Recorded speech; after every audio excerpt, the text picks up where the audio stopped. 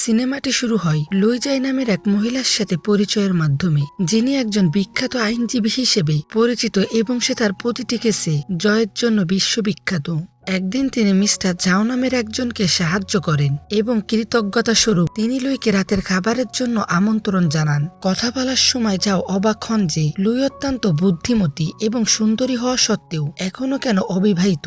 যখন এই প্রশ্নটি ঝাও লুইকে করে, তার মনে কিছু পুরনো স্মৃতি জেগে ওঠে যা সারা জীবন তিনি ভুলে থাকতে চেয়েছিলেন। পরে বাড়ি ফিরে লুই টিভিতে একজন বিখ্যাত শিল্পীর মৃত্যুর খবর শুনেন এবং একটি আর্ট গ্যালারি সেই শিল্পীর স্মরণে একটি প্রদর্শনীর আয়োজন করে। প্রদর্শনীটি দেখার সময় তিনি লক্ষ্য করেন যে সেখানের কিছু জিনিস তার অতীতের সাথে যুক্ত। তাই পরদিন তিনি সেই গ্যালারি পরিদর্শনে যান। সেখানে তিনি শিল্পীর ভক্তদের কাছ থেকে পাওয়া ব্যক্তিগত জিনিসপত্রের মধ্যে হঠাৎ নিজের হারিয়ে যাওয়া ডায়েরিটি দেখতে পায়। লুই সেটি নেওয়ার চেষ্টা করলেও গ্যালারির কর্মীরা তাকে বাধা দেয়। নিয়ম অনুযায়ী মালিকের অনুমতি ছাড়া কিছু নেওয়া যাবে না। তাই লুইকে অপেক্ষা করতে হয় যতক্ষণ না গ্যালারি কর্তৃপক্ষ সেই ব্যক্তির সাথে যোগাযোগ করে যিনি ডায়েরিটি পাঠিয়েছিলেন। লুই অপেক্ষা করতে থাকেন। এরপর গল্পটি তার অতীতে ফিরে যায়। যখন লুই ছোট ছিলেন, তিনি তার বাবার জন্য অপেক্ষায় থাকতেন, যিনি লুইয়ের জন্য একটি ব্যাঙের ছাপ দেওয়া রেইনকোট নিয়ে আসার কথা দিয়েছিলেন। লুই খুব খুশি ছিলেন, কিন্তু একটি ভয়াবহ দুর্ঘটনায় তার বাবার মৃত্যুর সংবাদ তার সব আনন্দ বিষাদে পরিণত করে। লুই এবং তার মা লিন এই শোকাবহ খবরে ভেঙে পড়েন। লিনের জন্য এটি আরো কঠিন ছিল, কারণ তিনি কোম্পানি থেকে ক্ষতিপূরণের টাকাও পাচ্ছিলেন না।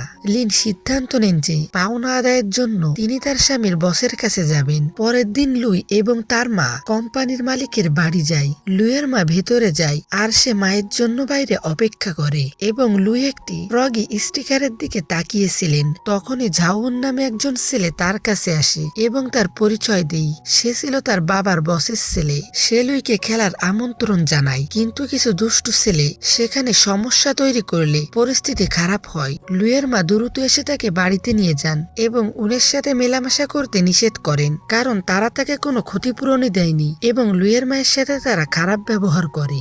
এরপর 10 বছর পেরিয়ে যায়। লুই এখন কলেজে পড়ে।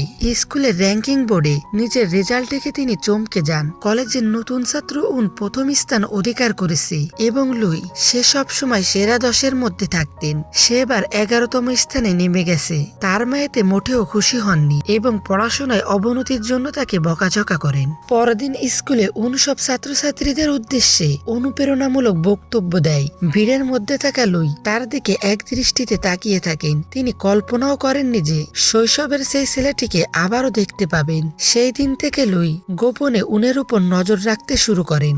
যদিও উনের সেই পুরনো মেয়েটির কথা মনে ছিল না, লুই তার পড়ার কৌশলগুলো অনুসরণ করার চেষ্টা করতেন। একদিন লুই স্কুলের ছাদে যান, যেখানে উন প্রায় সময় কাটাতেন। তিনি সেখানে দেয়ালে কিছু বেনামি বার্তা লিখে আসেন, এই আশায় যে উন তা একদিন খেয়াল করবে। একদিন জিম ক্লাসের সময় গুঞ্জন ওঠে যে ইয়ান নামে একটি মেয়ের সাথে উনের সম্পর্ক রয়েছে।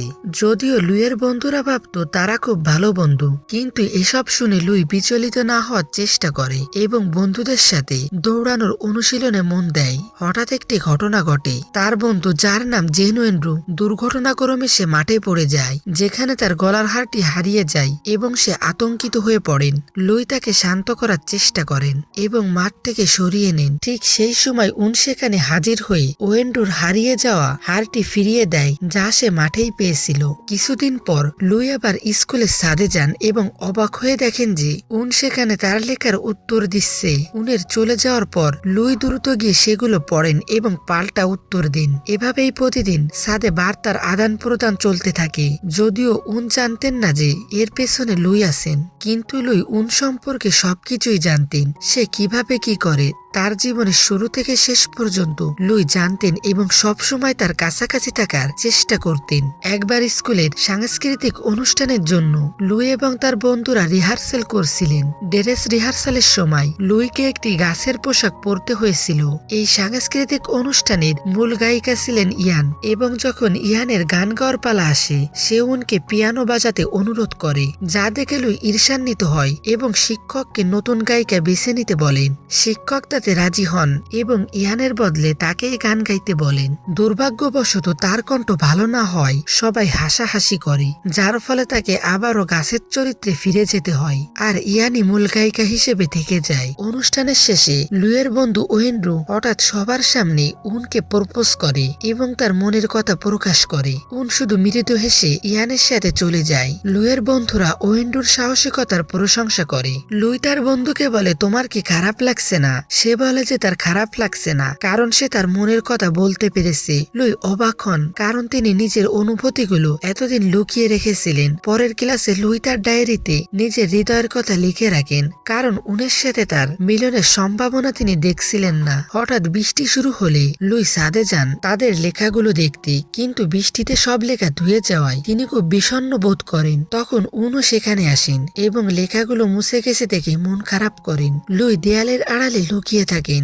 যাতে উন তাকে দেখতে না পায়। অন্য একদিন লুই পিয়ানো রুমে উনকে পিয়ানো বাজাতে দেখছিলেন, তখন ইয়ান সেখানে এসে উনের সাথে ঘনিষ্ঠ হওয়ার চেষ্টা করলে লুই খুব ঈর্ষান্বিত বোধ করেন। তাদের এই অবস্থায় দেখে লুই ঠিক করেন যে উনকে বলে পড়াশোনায় মন দেবেন। তার নতুন লক্ষ্য হয় স্কুলের টপ স্টুডেন্ট হওয়া। অন্যদিকে উনের প্রেমের কারণে পড়াশোনায় মারাত্মক অবনতি হয় এবং দুর্ভাগ্যক্রমে র্যাঙ্কিং এ সবার শেষে চলে যায়। তাই সে ইয়ানের সাথে বিদেশে চলে যাওয়ার সিদ্ধান্ত নেয়। অন্যদিকে লুই নতুন টপ স্টুডেন্ট হিসেবে মঞ্চে ভাষণ দেয় এবং সবাইকে স্বপ্ন না ছাড়ার অনুপ্রেরণা দেয়। এবং লুই কলেজের পড়াশোনা শেষ করে একটি নামকরা বিশ্ববিদ্যালয়ে আইন বিভাগে পড়তে যায়। একদিন সাইকেল চালিয়ে যাওয়ার সময় সে ভুল করে এমন এক রাস্তায় চলে যায় যেখানে উন এবং তার বন্ধুরা সিনেমার শুটিং করছিল। হঠাৎ তার সামনে একটি টমেটো পড়লে তিনি ব্রেক করেন। মাথা তুলে দেখেন যে সামনে উন দাঁড়িয়ে। তিনি ভাবতেই পারেননি উন তার সাথে একই ক্যাম্পাসে থাকবে। তখন উনের বন্ধু লুইকে তাদের ছবিতে অভিনয়ের প্রস্তাব দেয়, কিন্তু লুই তা এড়িয়ে চলে যায়। হোস্টেলে ফিরে লুই তার ডায়েরিতে সেই দিনের ঘটনা লেখেন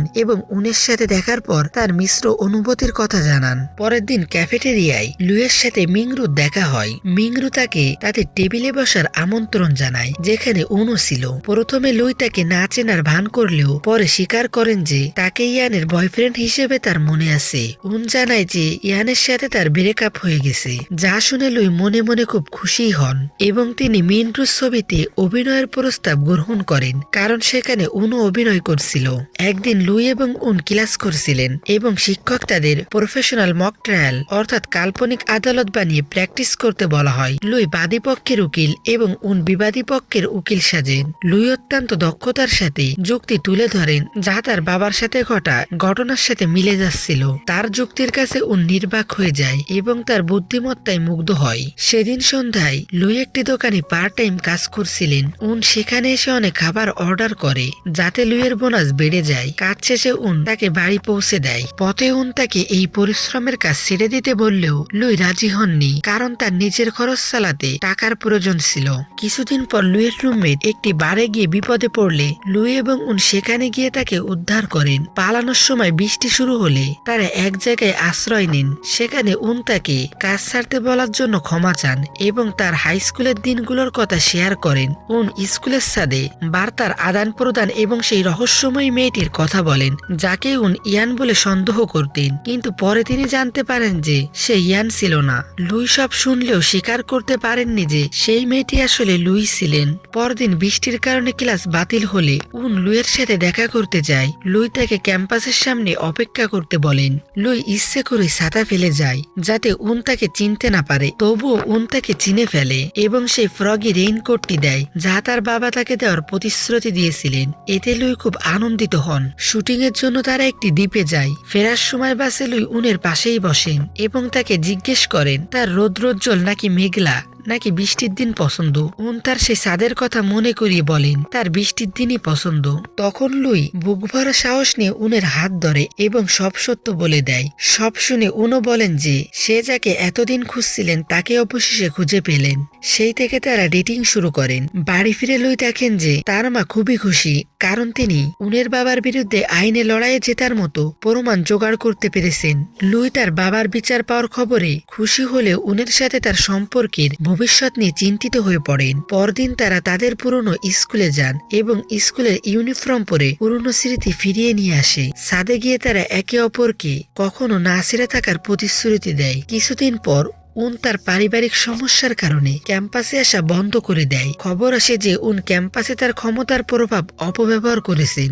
এদিকে লুইয়ের মা জানান যে তারা মামলাটি জিতে গিয়েছেন এবং উনের বাবার জেল হয়েছে এবং উনের মা সেই শোকে অসুস্থ হয়ে হাসপাতালে আছেন। লুই তড়িঘড়ি করে হাসপাতালে গিয়ে দেখেন যে সেখানে উনের প্রাক্তন প্রেমিকা ইয়ান তার মায়ের সেবা করছে। ইয়ান লুইয়ের ডায়েরি পড়ে সব জেনে গিয়েছিল এবং লুইকে সবকিছুই বলে দেয় এবং বলে যে উনকে ভুলে যেতে, কারণ সে উনের সাথে বিদেশ চলে যাচ্ছে এবং উনও সব জেনে এই সম্পর্ক আর এগিয়ে নিয়ে যেতে চায় না।